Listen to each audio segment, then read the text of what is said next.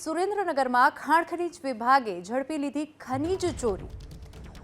ભડુલા ગામની સીમમાં દરોડો પાડી ગેરકાયદે ખનીજ ચોરી ઝડપી। ખનીજ વિભાગના સ્ટાફ અને ભૂસ્તર શાસ્ત્રીની કચેરીની કાર્યવાહી।